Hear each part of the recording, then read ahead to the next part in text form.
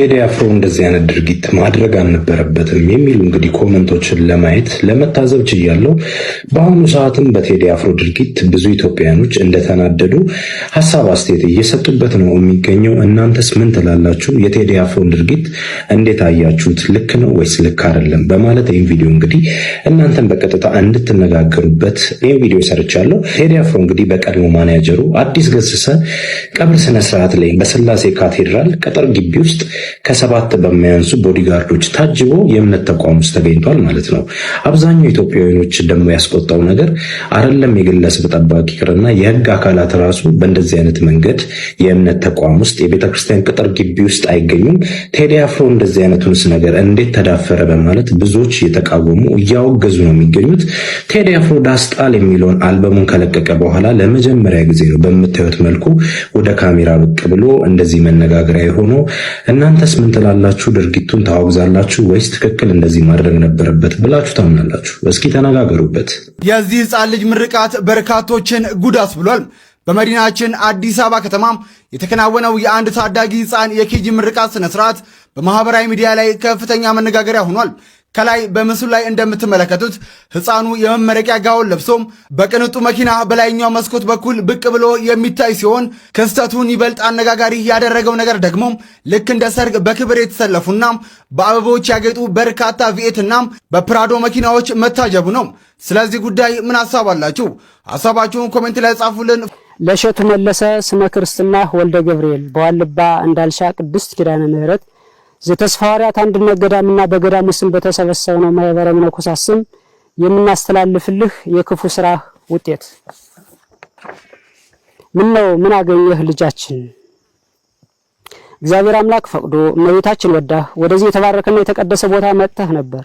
በረከት ልትቀበል ቦታው ልትጎበኝ ከአበው አባቶች ልትባረክ የእነ አቡነ ሳሙኤል የእነ አቡነ ተስፋ ሐዋርያት የእነ አቡነ ሚናስ የእነ አቡነ ምስራቃዊ በረከታቸው ሊያድርብህ አበው በሚስጥር ጠርተው ነበር። አንተ ግን ዋልባን አቃለልከው። የአንድ ባለሀብት መኖሪያ ቤት ያክልን እንኳን ክብር አልሰጠኸው። ከጽሞናው ቦታ ከስውራኑ ቀይ ከውግዘቱ ስፍራ ካልተፈቀደው ቤተ መቅደስ ሴት አሯሯጥክበት። አበው አባቶችን አሳዘንካቸው። መናንያን አርድእቶችን አሸማቀከን። የተስፋዋን ምድር ገዳማዊ ቅድስትን የመናፍቃን መሳለቂያ አደረካት። አስቀምጠን ቁጭ አድርገን ፊት ለፊት እየተያየን ስለ ቦታው ታላቅነትና ክብር እንዳልነገርን ሁሉ አንተ ግን እንደምንም ሳትቆጥረን ታሪካችንን ከቆሻሻ ውስጥ ቀበርከው።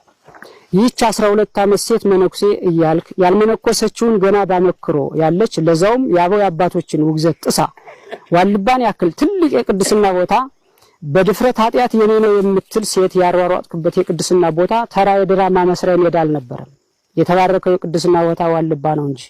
ስለ ዋልባ ታሪክ ስንነግርህ፣ ስለ ቃል ኪዳኑ ስፍራ ስናብራራለህ፣ ስለ እውነታው ስናወራህ አንገትህን ስትነቀንቅ የነበረው ለካ ከአንገት በላይ እንዲሉ ከአንገት በላይ ነበር።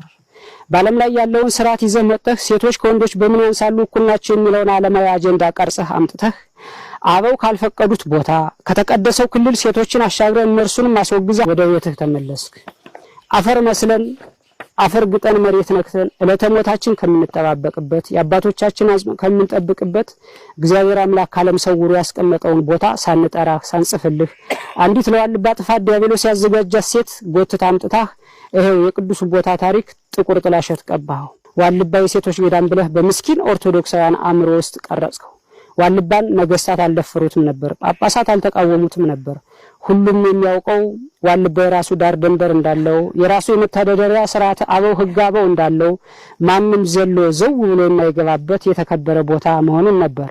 አንተ ግን በዋልባ ስርዓት ፍጹም ነውር የሆነውን ስርዓት የከለከለውን ሴቶችን አጠራቅመህ ዋልባ የሴቶች አንድነት ገዳም የሚል አዲስ ነገር ለዓለም አስተዋወቅ።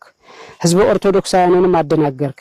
ለገንዘብ ስትል ይህን ክፉ የታሪክ ጠባሳ የታሪክ ብልሽት ጥለህ አለፍክ። አንከስህ፣ አንደበት የለን፣ በየትና ወዴት አድርገን።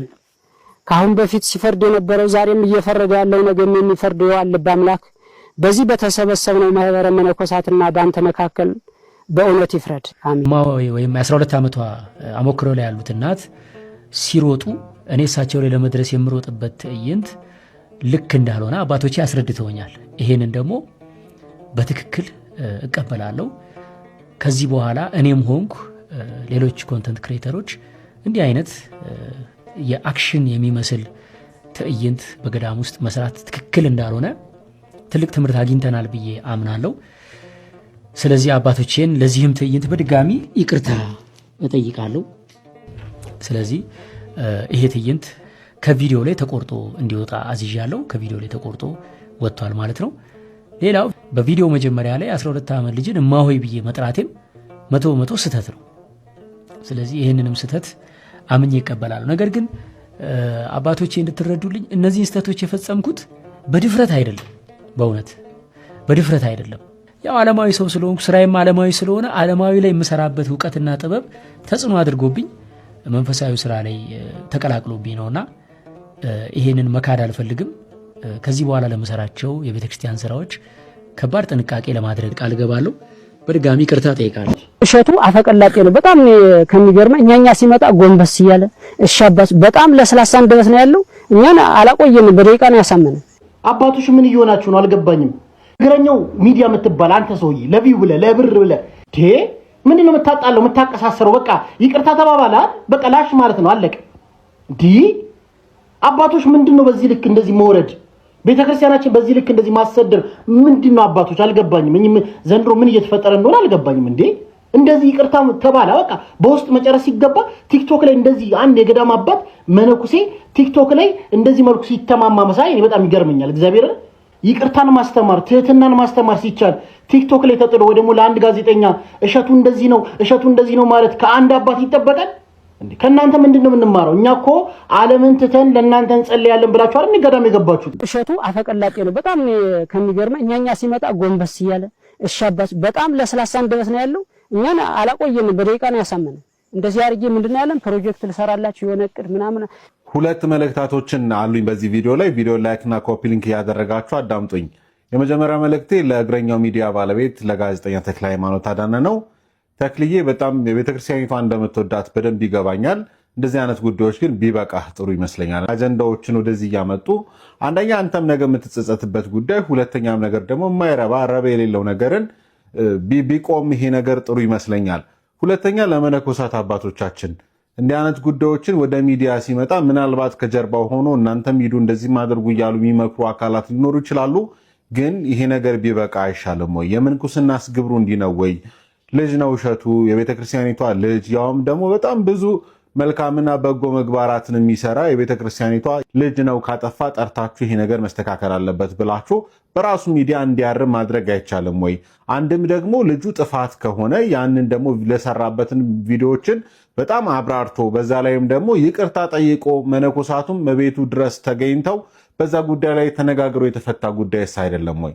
ስለዚህ እንደው ቢያንስ በዚህ ዘመን ላይ ለቤተ ክርስቲያን የሚተጉላት የሚለፉላትን ልጆቿን በተለይ ደግሞ በዚህ ዘመን ላይ ውድድሩ ሰፊ በሆነበት ሰዓት ላይ እንደው ገፍተን ልጆቻችንን ባንጥላቸው ጥሩ ነውና እባካችሁ አባቶቻችን እናንተም ይብቃችሁ። የሀገር አቀፍ የስምንተኛ ክፍል ፈተና የእናቱን ሬሳ ቤት አስቀምጦ ከብዙ የእናቱ ሀዘንተኞች ከሆኑ ሰዎች ጀርባ ሀዘኑን ዋጥ አድርጎ ትምህርቱን የስምንተኛ ክፍል ማጠቃለያ ፈተና ለመውሰድ የተገኘው ወጣት በጣም ብዙዎቻችን አነጋግሯል። እዚህ ዛሬ እንግዳችን ነው። ካሊድ እንግዲህ የተወለድከው ጅጅጋ እንደሆነ ነግረኸኛል። ሁለት ወንድሞች አሉት፣ ካንተ ጋር 3 ናቸው። ስለ እናትህ አስተዋውቀኝ፣ ስለ አባትህ ስላደግክበት ቦታ አስተዋውቀኝ። እኔ ያደግኩበት ጅጅጋ ነው። እናም አባቴም ያ ጊዜ ከኛ ጋር ነበረ። ከዛ ወተን እዚህ ጣፎ ስንገባ እሱም ከአብሮን መጥቶ ከዛ በኋላ እሱ ትቶን ሄደ። ከዛ በኋላ እሱ ወደ ጅጅጋ ተመልሶ ሌላ ትዳር መሰረተ። ከዛ በኋላ እናቴም በጊዜም እሷ ነበረች እኛን እያሳደገች ያለችው እሷ ናት። በቃ የምታሳድገን። ለእኛም በጣም ትልቅ ፍቅር አላት፣ እኛም ለእሷ በጣም ትልቅ ፍቅር አለን። እኔና 2 ወንድሞቼን እሷ ነበረ እያሳደገችን።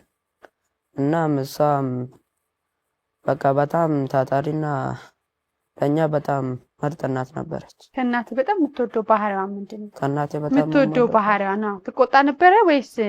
ኧረ ተቆጣ። አንዳንድ ጊዜ በቃ ሰናብስ ብቻ ነው በተቆጣ። የካሊድ እናት እንግዲህ ጎበዝና በጣም ታታሪ ነበረች። ትንሽዬ ሱቅም ሰፈር ውስጥ ነበራትና በሱ ሱቅ ነው ልጆቹ የምታስተዳድራቸው፣ ብቻዋን ሆና ማለት ነው። ባለቤቷ አጠገቧ የለም እና ታመመች ከ2 ወር በፊት ማለት ነው። የኛ ረመዳን ውስጥ ነው ጾም ውስጥ ማለት ነው። በጣም ታማ ምኒልክ ሆስፒታል ገብታ እንድትታከም ተደረገ። ያኔም ይሄ ልጅ ብቻ ነበር አጠገቧ ሆኖ ያስታመማት ለ1 ወር ማለት ነው። ሰርጀሪ ተደርጋ ነበረ የማህፀን እጢ መሰለኝ። ከዛን 1 ወር እዛ ቆየች። ከ1 ወር በኋላም ህክምናውን ጨርሳ ብትመጣም አልዳነችም። ከዛ በኋላ ሰርጀሪ ከተደረገች በኋላ በጣም አመማት ማለት ነው።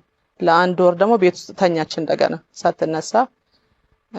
ይሄን ሁሉ ስቃይ እንግዲህ ካሊድ ነው የቤቱን ኃላፊነት ወስዶ እናቱንም እያስታመማት የሚገርምሽ ነገር ማለት ነው ሆስፒታል እየተመላለሰ ከዛ ደግሞ ልጆቹን ለማየት ከምኒልክ ሆስፒታል ደግሞ ሰፈር እየመጣ ለጎረቤት አደራ እያላቸው ህፃናቶቹም ማለት ነው ያለ እድሜው በቃ ትልቅ ኃላፊነት ተሸክሞ ነበር እና ካሊድ በጣም ከእድሜው በላይ ትልቅ ሰው ነው። እኔ እንደገና ካሊድ የልጆቼም ጓደኛ ነው። የመጀመሪያ ልጄ ጓደኛ ነው። ሰፈር ውስጥ ኳስ አብሮ ይጫወታሉ እና እኔ በዚህ ሀዘን በጣም ነው በቃ እንደ እናት ማለት ትችያለሽ በጣም ነው ውስጤ የተጎዳው እና የዛን ቀን ስትሞት እንዳጋጣሚ የሚኒስትሪ ፈተና የዛን ቀን ነበረ።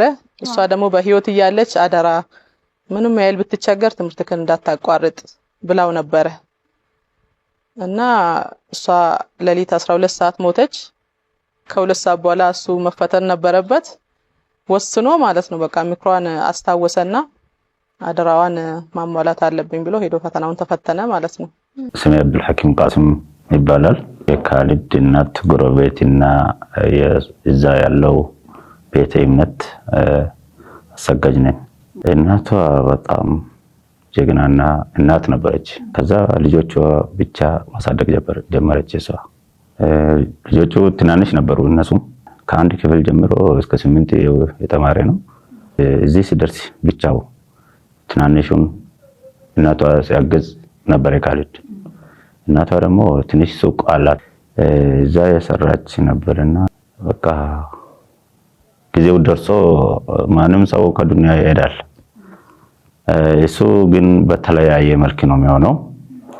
እሷ ህመም እጥ ነበር ወደ ላይ ወጥቶ የሆነ ነገር ዘራ ይወጣው። አዎ ከዛ ወደ ጤና ጣቢያ ሄደችና ልጆቼ ብቻ ነው በሚል እቺ ነገር ቢያስወጣ ብሎ ሐሳባ ደህና ናት። ያን ጊዜ አላስወጣም ከታመመ እዚህ ልጆች ማን ነው የሚያሳድገው በሚል ሐሳብ ተመለሰችና በቃ ስትሄድ በኋላ ላይ ወደቀች። የሆነ ጉርጓድ አለ ዲሽ ውሃ መቅጃ ነበር ቤት ፊት ለፊት ማለት ነው።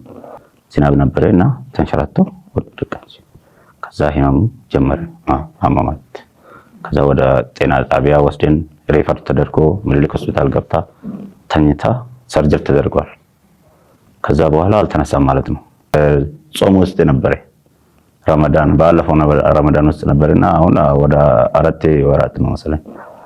ከዛ ጀምሮ አልተነሳችም። በቃ እዚህ ልጅ ለቤተሰብ እንትን መስተዳደር አልበቃምና እናንተ ጋር ሀደራ ብያለሁ ማለት ጀመረች። በቃ ወሰዳ ካለች ማለት ነው።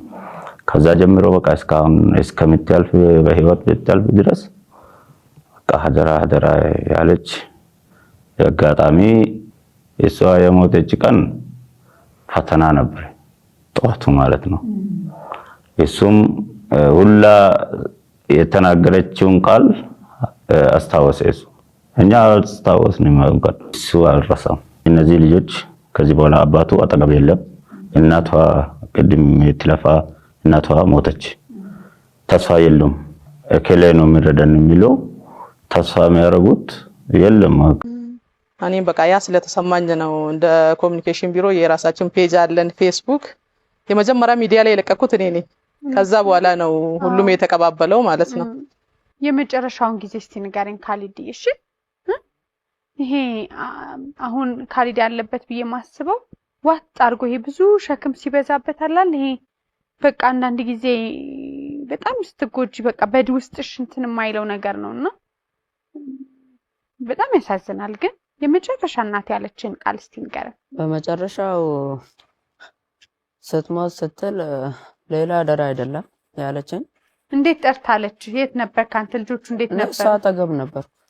እሷ አጠገብ እየተቀመጥኩ ነበረ። አትለያዩም? ከሷ አጠገብ አትለይም? ብዙም አልራቅም ከሷ።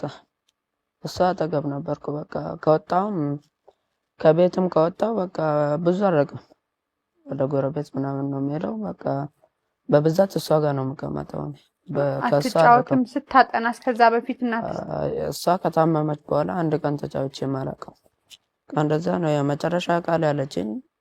ሌላ ነገር ሳይሆን በቃ ትምህርቴን እንዳላቋርጥና እነዚህ ልጆች ከኔ ሌላ ሰው እንደሌላቸው በቃ እነዚህ ልጆች እንደማሳድግ ነው ብላኝ ሄደችው። መጨረሻው ቀን ማለት ነው።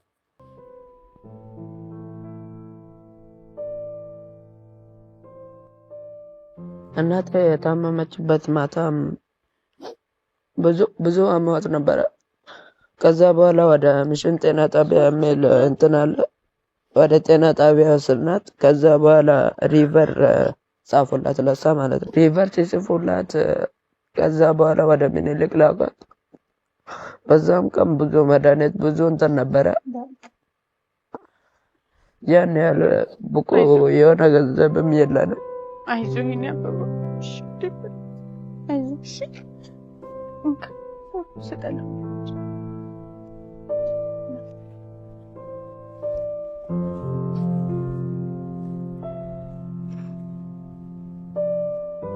ይቅርታባኝ። በቃ ምንም ነገር ማድረግ አልቻልኩም። እንዳትሞት ብቻ እየጸለይኩ ነበር። ከዛ በኋላ ለምን ደሷል? በጣም ስላመማት ነው አባት? በጣም ነው ያመማት። በዛ የተነሳ ነው በቃ ሆስፒታል ውስጥ ኦፕሬሽን ክፍል ስትገባ ምናምን ከዚህ በፊት አይተህ ስለማታውቅ ለዛ ነው አይደል ተረበሽኩ። አይዞህ።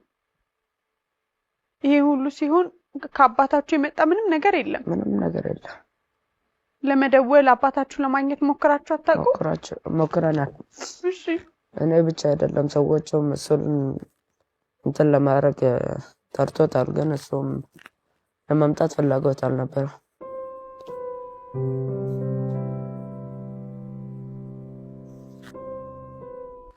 ከባድ ነው እንደምንለው ቀላል አይደለም።